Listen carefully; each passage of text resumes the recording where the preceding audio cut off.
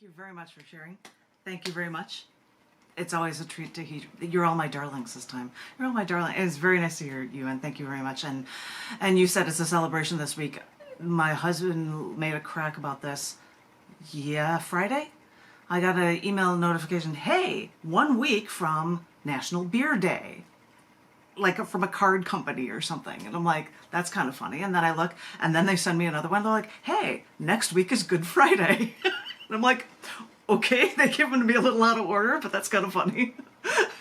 So just a little aside, a goofy thing like that, because I know Easter's a week away. Anyway, I'll shush. Anyway, that's my little aside. I'm gonna read, and I'm going to read material from the most recent issue of Down in the Dirt magazine, the April 2023 issue, volume 206, titled, named for something from someone else in the book, that is titled Floating Island.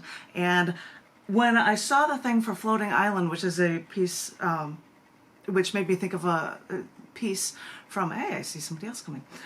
It made me think of a periodic table poem. So I'm going to do one more than my 3. I'll do it, but it will be short, because number 118 of the periodic table is Oganesson, and I did a thing from it. You can't even see it on the screen if I pull this up, but it's the same image. Oh, and of course it changed. Of course I can't see it now. Where did it go? I have to find, well, anyway, I used the same image from it. I'm trying to show it for the people in the Zoom meeting here, and it's the same thing from an island that I had created out of a thing from Paradise Island, and this ball at the beginning. I'm like, that's going to be, I'm going to find a place to put it in the issue so that I could use that for the cover for Floating Island for Down in the Dirt magazine. And that's why I'm going to do that one as an additional one, because it's Oganesson, Bending Time Inside, short. Wanting an island of stability when looking for elements, we found the opposite instead. Super heavy elements that blink out of existence. I fear 118 may be the end, because supercharged electrons in this noble gas travel near the speed of light, bending time and space inside them instead. It's amazing the things I learn about these elements, and that was why I did that one. And you said I'm going to use that for the Floating Island, which is actually an edge of Paradise Island with mountains from Antarctica on it. Anywho, there's my short one from that one for you, but now I was going to share with you another piece from in here, because as I had said, when people would have, Oganesson, Bending Time Inside. When people would give periodic table elements, they would give, oh, this one's about potassium. So I'm going to give you a poem that, you know, since that was just one that was in the Twitterverse periodic table poetry, the next one I'm going to share with you actually is another actual periodic table element poem book, and it's for potassium. This is potassium chloride. If anybody cares, it's number 19, K for potassium. This is potassium chloride. Once worked for a company who stopped selling their drugs to state correctional facilities, who used them in cocktails to kill their prisoners. The company didn't have a moral issue, but religious and political groups did, and companies couldn't justify selling drugs as sedatives to hospitals when those same drugs were used to kill people. Then I learned that in the cocktail, phenobarbital was the sedative, Pavilon was the paralytic agent, and potassium chloride killed them. So I instantly remembered that us humans need potassium, but nobody will sell supplements because too much potassium could easily kill someone. So too much of an element that we need for life can actually kill us. Fascinating. But it's not straight potassium that they use in these lethal injections. It's potassium chloride. So I wondered why it was actually, not just straight potassium.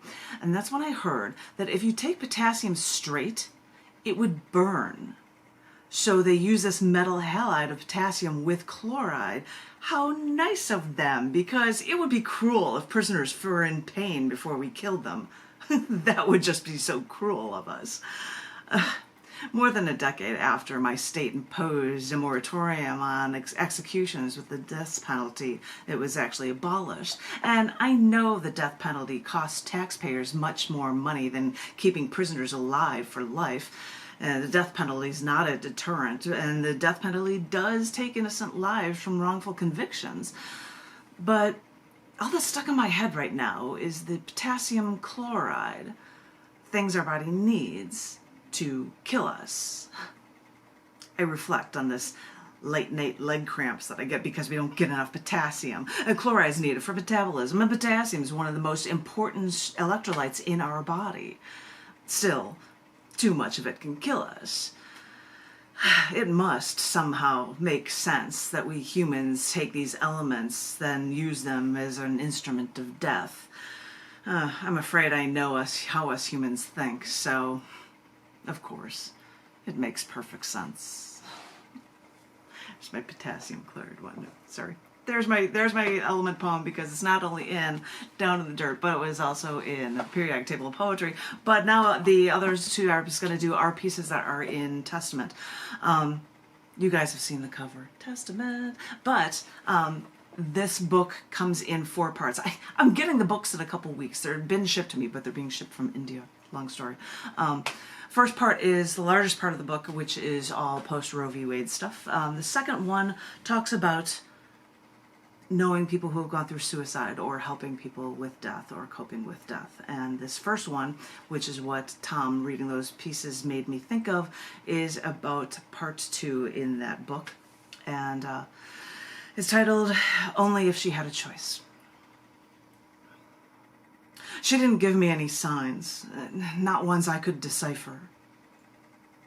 But the animal kingdom has a universal way of letting you know when someone wants to die. She never said a word to me. She only complained, grossed. So I fretted, worrying, till I seized the first chance to take her to a doctor. After nearly a day of her not eating or even drinking water, doctors gave me 3 potential outcomes depending on lab results. Well, of course, it ended up the worst prognosis. And the doctors were stunned. She remained as alive and as functioning as she did before she decided to not eat, give up, to refuse liquids, give in. Thinking back, I can see the signs. Her not eating certain foods, even just licking the juices off of her main courses. And I hope that would be enough, that she would still get all the nutrients she'd need. I'd throw away half of her food, and I'd think that she should still be getting enough. She should still be fine. And she never told me of her pain. Never said a goddamned word. And literally, just a day before this whole fiasco started, she was still playing or running with us, enjoying the games that we played. She may have seemed a little more tired, but we should expect that. She was getting up in years. But they say staying active is good for you, so we thought we were only doing what's best. We didn't know. How could we know when she never gave us a thought about it, about her pain, about her wanting to die? For once we knew the full diagnosis, we knew her options of living were so slim that if we paid thousands, she would still probably only live for less than a week. So now, unlike what many people have the option to do, we had to consider what she wanted, consider what was best for her. And at this brief moment, we held her life in our hands, a life she put further in jeopardy to share what time she had left with us. My God, how selfish of us, thinking her life should be prolonged longer just to appease our moral dilemma with her dying and holding on for us. Sometimes the most rational choices are the hardest to make. Us stupid humans have emotions, are heartbreaking when a loved one is on death's door. But when they hide it from you because they don't want you to see their pain, because they don't want you to hurt, because they want this togetherness to last against all odds, that is when your rational mind knows what is best, whether or not any outdated moral codes agree. Because you know it's time to say goodbye. Thanks. Tough. But now I'm going to switch to part 1 of the book, which is another piece about post-Roe v. Wade poetry. And this is one I haven't not shared with you, and it is in this Down in the Dirt book as well as in the newly released book, Testament. This is titled Evil of What They've Done. When women are not treated as equals, when women still make less pay per dollar than any man, and are stunted from advancement in the workplace, I suppose it's not hard to believe that supporting women's health care is also such an insurmountable task. After the religious right, usually male, in the often more rural half of this united nation, use their interpretation of their religious dogma to push women back into the Dark Ages by overturning legislation that has existed for nearly all of my sentient life. They removed women's choice and, in turn, placed so many people, health-wise, in such grave danger. We women felt a cushy kind of comfort knowing that Roe v. Wade was on our side, and not even Democrats pushed to make our rights more legal, more permanent than a single Supreme Court decision. And now that the religious right, usually male in the often more rural half of this united nation, pushed women back in the Dark Ages, politicians and policymakers now worked furiously, even across party lines, to codify Roe. Now, a bipartisan bill has been made, sponsored by Republicans and Democrat senators, that, in order to be agreeable, is so vague that it doesn't uphold anything. Abortion right groups hate it, and the nitpicking battle over every technical phrase in this bill makes any message in this bill lost to the average American. I think of my husband now, who once said, quote, "There is no task so simple that it cannot be made impossible through the actions of a bureaucracy." Because this is exactly what this is, the inability of the U.S. government to accomplish anything for women. Even if the Kaine-Collins bill never passes, Senator Kaine still holds great fear.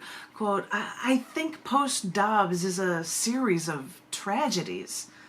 For he may fear, like me, that it may take too many medical tragedies against full-grown women before our lawmakers realize the evil of what they've done and correct the mistakes they've been made to women. A series of tragedies makes me think of how back in the day, and still, I'm sure, there would be what now seems to be one mass shooting from one crazed male almost every week. People protested, wanting something radical passed into law, but there was never 60 votes, so nothing changed. Apparently, after one tragedy too many, the Senate decided to move, passing a gun bill one day after the overturning of Roe v. Wade. But don't worry, tragedy is never far away when it comes to guns and more restrictive laws. Violent killings are still up, and mass shootings are still reigning supreme around my hometown, too. So, whether change is actually made in the laws for women or not, all prospects scream that no matter what happens, it looks like we're in this fight for the long haul. It may take more than a miracle for women to be treated equally by mankind. Since I don't believe in miracles, well, I'll just have to keep on fighting until something like women's health care isn't so insurmountable after all. Thank you, Janet. Thank you. For being vulnerable. Thank you for fighting for justice. Thank you for all of it. Oh, and thank you for listening. And if I should I look for the links for the thing for I could try to find the links for Testament, or else I'll email it to you because you were asking about it. Yeah. Yeah. Is it available yet or not? It is available in the past week or two.